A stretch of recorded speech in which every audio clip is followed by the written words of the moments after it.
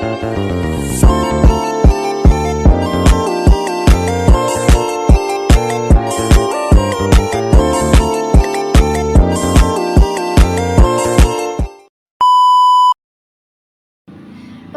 nama saya Lutfia Farlianti dengan NIM, kelas, dan prodi. Pedoman umum ejaan bahasa Indonesia yang disempurnakan. Yang pertama, pengertian. Ejaan bahasa Indonesia (EBI) adalah tata bahasa dalam bahasa Indonesia yang mengatur penggunaan bahasa Indonesia dalam tulisan, penulisan unsur serapan, serta penggunaan tanda baca. Sedangkan perbedaan EYD dan PUEBI. Penggunaan istilah dan ungkapan. EYD mungkin menggunakan istilah dan ungkapan yang kini dianggap kurang sesuai atau kurang relevan.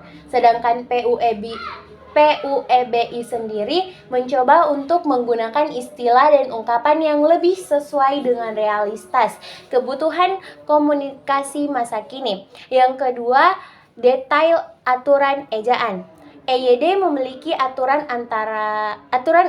ejaan tertentu yang kemudian diperbaiki dan diperbarui oleh PUEBI. Sedangkan PUEBI sendiri menyertakan perbaikan dan penyempurnaan dalam aturan ejaan, menjadikannya konferensif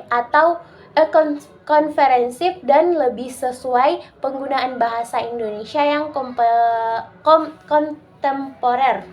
Selanjutnya, kita akan membahas pemakaian huruf halal. Ini kita memperhatikan pemakaian huruf yang baik dan benar sehingga informasi yang kita sampaikan akan disampaikan baik dan jelas. Yang pertama, penggunaan huruf. Huruf abjad terdiri dari 26 huruf, yaitu A sampai Z. Huruf kapital digunakan di awal kalimat untuk nama orang, nama tempat, awal kalimat dialog, dan nama lembaga serta singkatan gelar atau jabatan.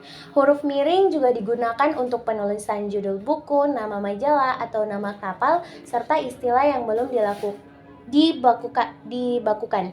Yang kedua, penulisan kata. Kata dasar ditulis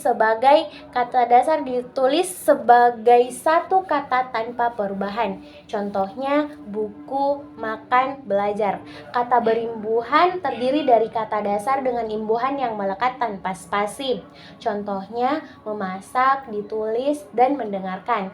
Kata ulang ditulis dengan tanda hubung di antara kata yang diulang. Contoh, anak-anak dan bermain-main. Gabungan kata ditulis terpisah, tetapi jika menjadi istilah khusus ditulis serangkai. Contohnya, mesin ketik, tanggung jawab, atau gabungan kata, tanda tangan, atau istilah. Yang ketiga, penulisan tanda baca. Yang pertama, tanda titik. Digunakan di akhir kalimat, pernyataan, atau singkatan. Contohnya, dia sudah pergi, dokter, Agus, koma. Yang kedua, koma. Digunakan untuk memisahkan unsur dalam kalimat. Sebelum kata penghubung atau setelah kata seru atau kalimat sapaan. Contohnya, dia, seru, tanda miring, kalimat sapaan. Contoh, dia adiknya, dan temannya datang bersama-sama, Kalau sudah siap, mari kita mulai. Tanda titik 2 digunakan sebelum daftar atau rincian. Contoh, ada 3 pilihan, merah, biru, dan hijau. Tanda hubung digunakan untuk merangkai kata ulang, menyambung kata yang terpotong di akhir baris atau antara awalan dengan huruf kapital. Contoh, berulang, ibu, bapak. Penulisan angka dan bilangan. Angka digunakan untuk penulisan bilangan atau nomor. Contoh, 3 orang, 1 juta.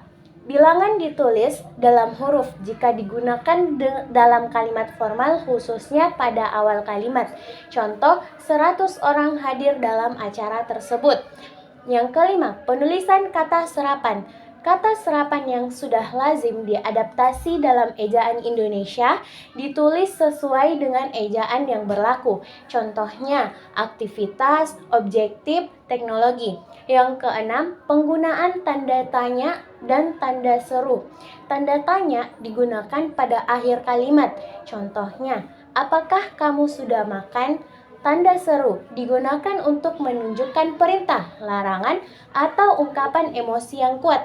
Contoh, awas, jangan mendekat. Yang ketujuh, penulisan kata depan atau preposisi. Kata depan seperti di, ke, dan ditulis terpisah dari kata yang mengikutinya. Contohnya, di rumah, ke pasar, dari sekolah. Perbedaan di sebagai imbuhan dan di sebagai kata depan harus diperhatikan. Jika di adalah awalan, ditulis serangkai dengan kata dasarnya. Contoh, kata depan di sekolah di atas. Keawalan dipelajari, ditulis. Penggunaan tanda kurung. Tanda kurung digunakan untuk mengapit penjelasan atau informasi tambahan yang tidak mengubah makna kalimat. Contoh, Siti, adik saya akan datang besok. Tanda kurung juga digunakan untuk mengapit keterangan dalam dialog atau narasi. Contoh, aku akan segera kembali, kata Ali sambil tersenyum. Penulisan kata ganti. Yang kesembilan, penulisan kata ganti. Kata ganti orang seperti aku, kamu, dia tidak ditulis dengan huruf kapital kecuali di awal kalimat atau dalam sapaan resmi. Contoh, aku akan datang ke rumahmu. Dia adalah sahabatku.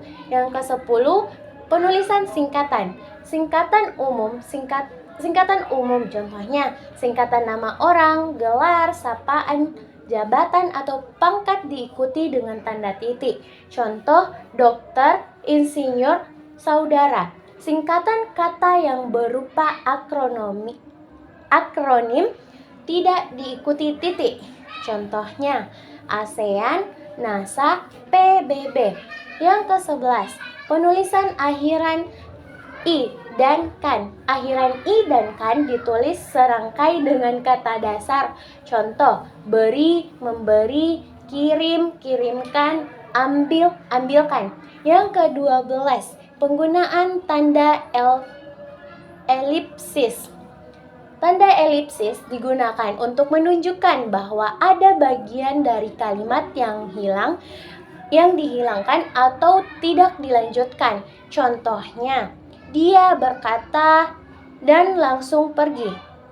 Tanda elipsis juga digunakan untuk menunjukkan adanya jeda atau suasana yang tidak selesai. Contoh, aku tidak tahu, mungkin besok. 13. Penulisan kata sandiwara dan istilah khusus. Kata yang bersifat asing atau kurang lazim yang belum diadaptasi sepenuhnya dalam bahasa Indonesia ditulis huruf miring. Contohnya, dia adalah seorang desainer terkenal. Istilah atau singkatan yang sudah menjadi bagian dari percakapan sehari-hari ditulis tanpa penekanan. Contohnya, internet, email. Yang ke-14, penulisan angka pecahan. Angka pecahan ditulis huruf dan dipisahkan oleh kata per atau tanda garis miring. Contohnya, 1/2 atau 1/2, 3/4 atau 3/4. Pedoman ini berfungsi untuk memastikan keseragaman dalam penggunaan ejaan bahasa Indonesia, baik dalam tulisan formal maupun sehari-hari, serta untuk memudahkan komunikasi yang jelas dan efektif. Sekian pemaparan materi yang saya bisa sampaikan. Saya ucapkan terima kasih dan wassalamualaikum warahmatullahi wabarakatuh.